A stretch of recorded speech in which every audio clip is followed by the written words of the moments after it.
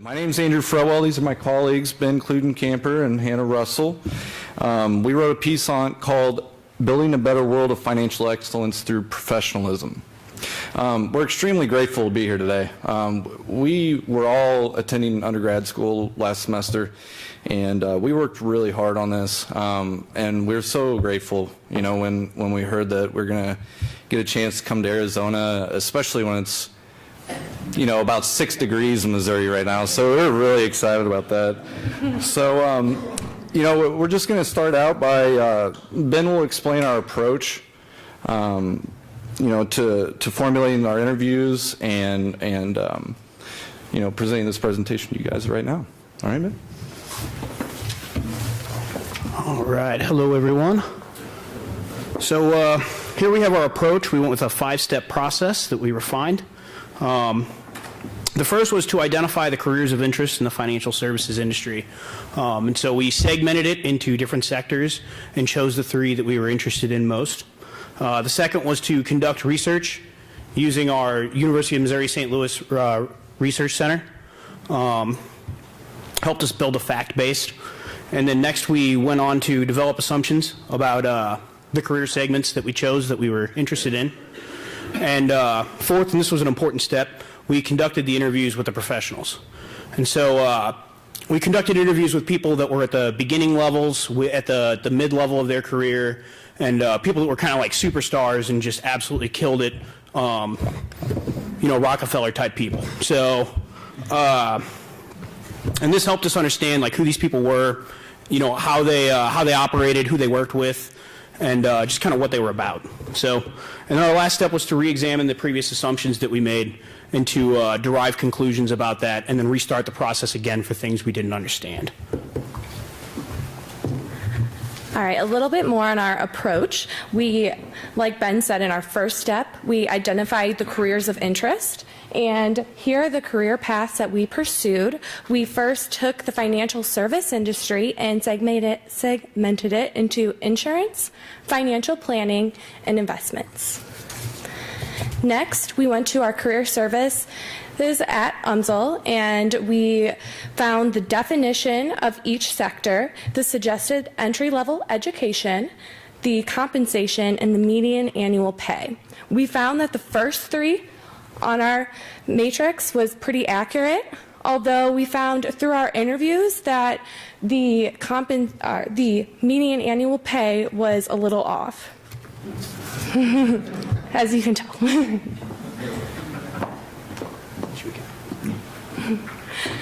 All right, so into our interviews with the insurance professionals.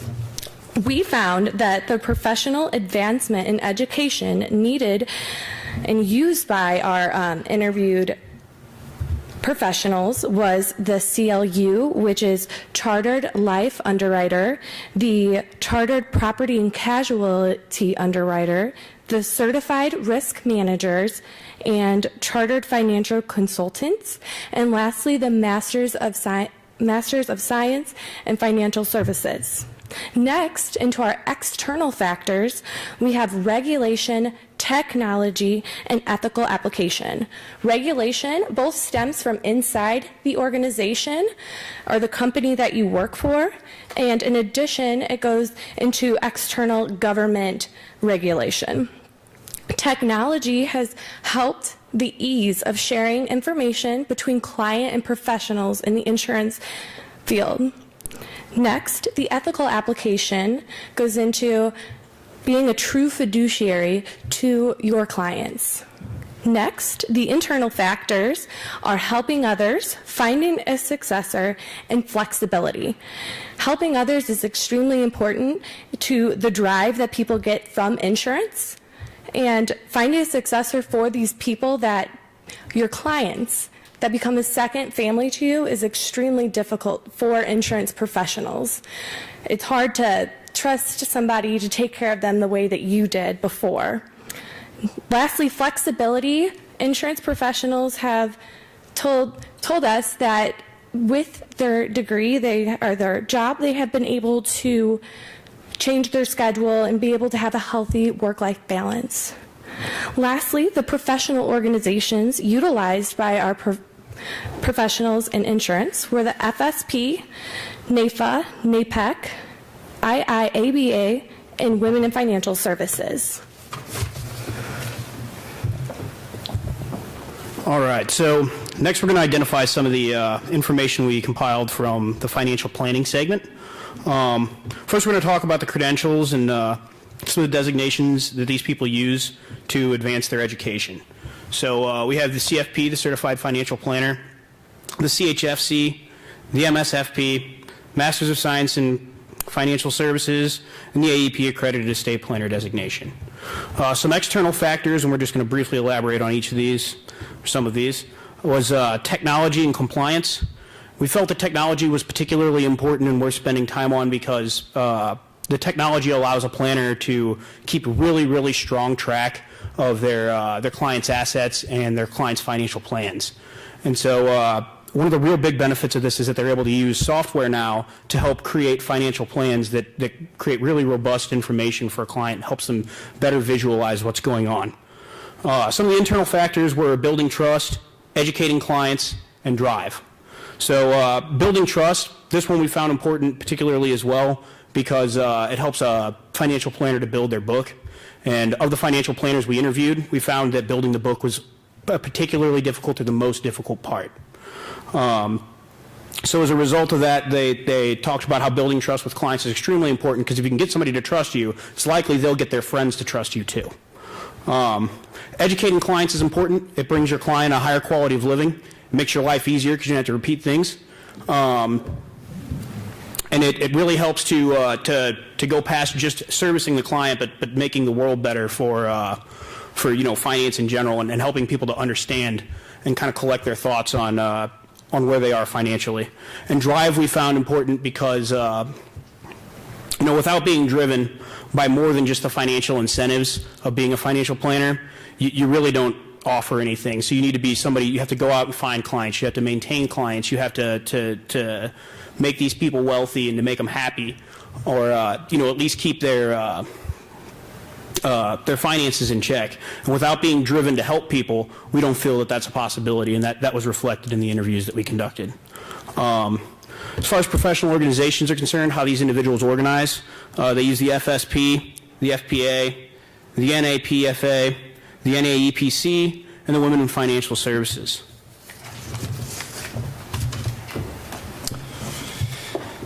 And now for the investment management sector and money managers. Some of the organizations or accreditations that they would use was obviously the CFA. Some of the others would be the AAMS, which stands for Accredited Asset Management Specialist. Some external factors were data selection, technology, and environment. And of course, technology is accelerating. We all know that.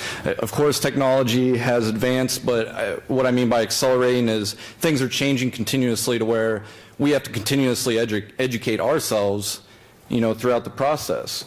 And it also stems from a really competitive environment with these money managers. It's a very cutthroat and competitive environment, and the importance of the data selection, why that's up here, is that it's not just the data that you can compile to make the best warranted decisions, but it's what data do you filter out? What data is pertinent to your decision? For not only for the client's best interest, but also for a competitive advantage. Some of the internal factors with our interviewees were the emotional intelligence, communication, and uncertainty. And with the uncertainty of the markets, nothing's ever for sure. And some of these fund managers, communication was key with their teams.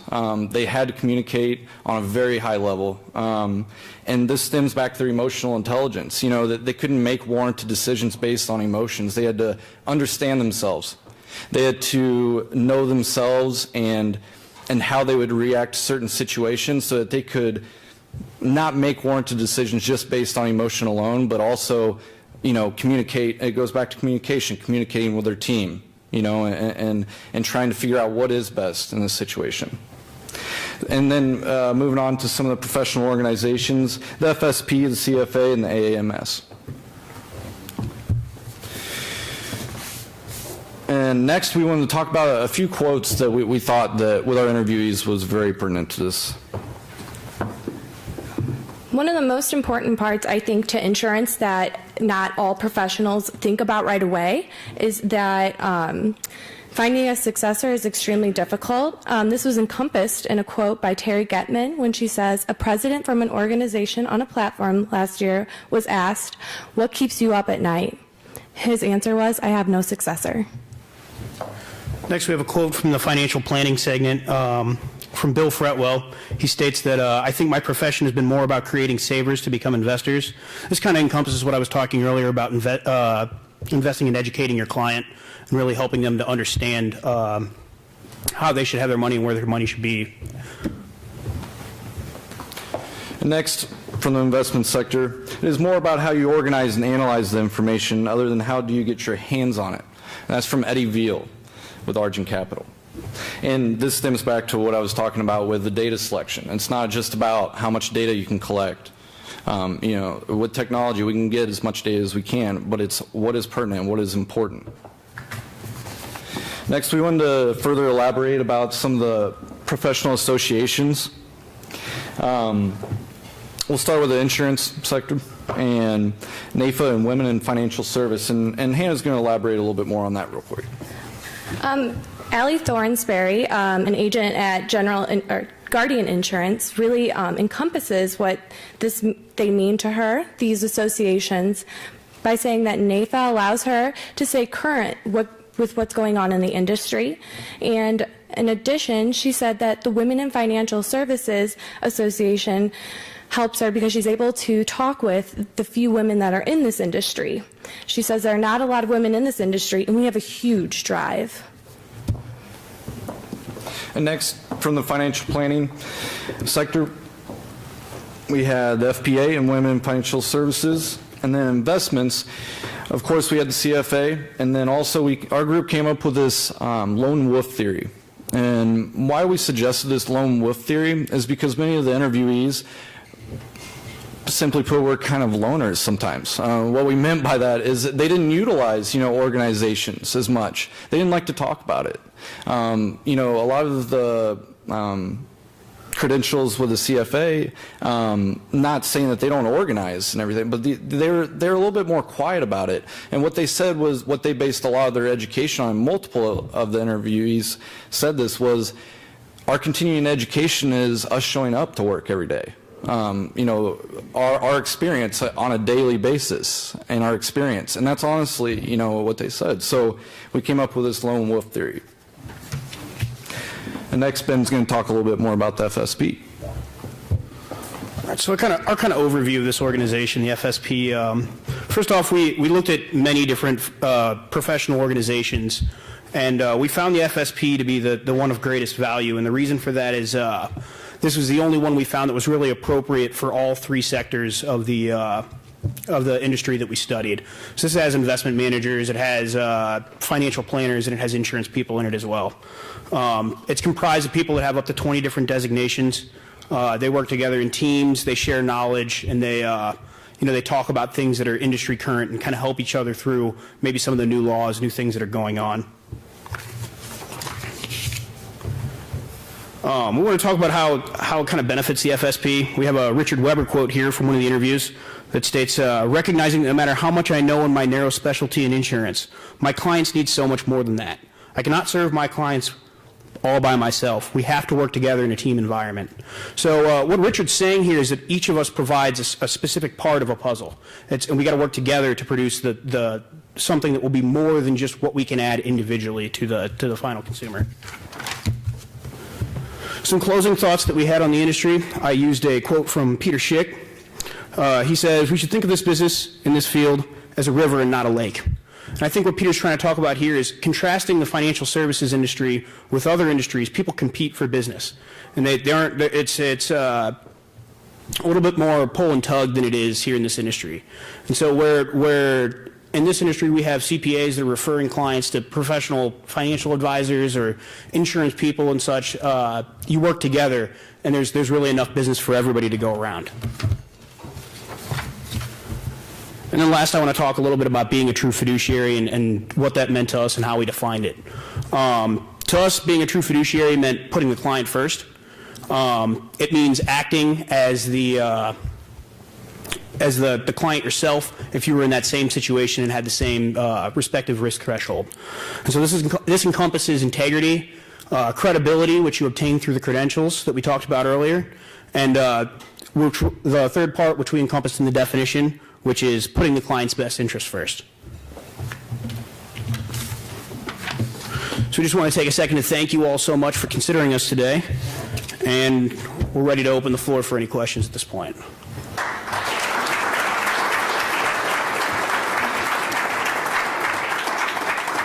Thank you for that informative presentation. I'm going to start with the first question. This 5 to 6 minute segment is designed to just get to know you a little bit better. Okay. And I have one very simple question. Share with us, we know you're in St. Louis, but where are you from? And what prompted your interest in financial services, briefly? Originally, I'm from Northeast Missouri. I grew up on a cattle farm, a real small town, about 120 people right outside, 5 miles outside that town is where I grew up. My brother went to the University of Missouri and graduated with an animal science degree, and he's been a financial advisor for 13 years, and you know, he's always had great things to say about helping others, you know, talking about, you know, putting his client's best interest. I kind of been hearing that for quite some time, and so that's kind of how I got interested in it, and I started studying finance at UMSL. So. Okay. Thanks, Andrew. Well, I was born and raised in St. Louis. I chose to do finance because again, like Andrew said, I like helping others, and I also really like numbers and fiddling around with them. So it just kind of brought everything together for me. And again, I really like helping people and being interactive with other people. So yes. Thanks, Hannah. Ben? I grew up in St. Charles, which is a nice little suburban community that's right next to St. Louis. It's a little bit detached. We're separated by a river. And yeah, the Missouri River, if you were curious. And so when I first started at UMSL, I knew I wanted to do business, but I wasn't really sure what area of the business school that I wanted to go with. It didn't take very long, actually 1 semester, and I knew finance was for me. I'd already watched stock market since high school out of sheer entertainment value, and for the last 2 years that I spent at UMSL, quickly after deciding that finance was for me, I started pursuing setting up to get a CFP. And so ever since I chose finance, I knew that planning was the area of finance that I was interested in doing. I want to open to the audience, but I must ask you if you would just briefly share with us a little bit about the investment trust that you're involved in. Do you want me to speak on that? Just one of you, perhaps. Go ahead. Okay, so we spoke at lunch with people we sat with about this club that we're in at school. It's a class as well. It's called the University of Missouri St. Louis Student Investment Trust. And so what this is it's a student-managed fund where students exclusively make decisions about buying equities in the open market. And somebody donated money in the 80s to UMSL. It was $10,000 then. Last semester we brought it up to $200,000. And this is entirely decisions that are made by UMSL students. We have a fantastic faculty advisor for this club. His name is Ken Locke. Guy's an absolute genius, fantastic mentor and advisor. And all 3 of us are part of that organization. Actually, last semester, I was the Student Government Association representative, and Andrew was president. The size of the fund now, Ben? The size of how many people we have? No. I think we have about 40 to 50 people. Yeah. They're about 40 or 440 and 40,000. Yeah, between the two But the classes. size of the assets in the trust now, 440,000. No. It's we're at 200,000 now total. Oh, 200. 200,000 now total assets under management. So. Okay, very good. Questions from the audience, right there. Yeah, I was kind of curious as to where you guys came up with the whole fiduciary reference in your presentation. You take that? Yeah. When I was doing interviews with some insurance people, and actually when they were doing some interviews as well, just kept coming up. And I just felt that it was but we all felt it was extremely important to everyone in it. You know, you got to put your clients first. And I know from multiple interviews that I did that rang, so. I want to speak on that real quick too. Okay.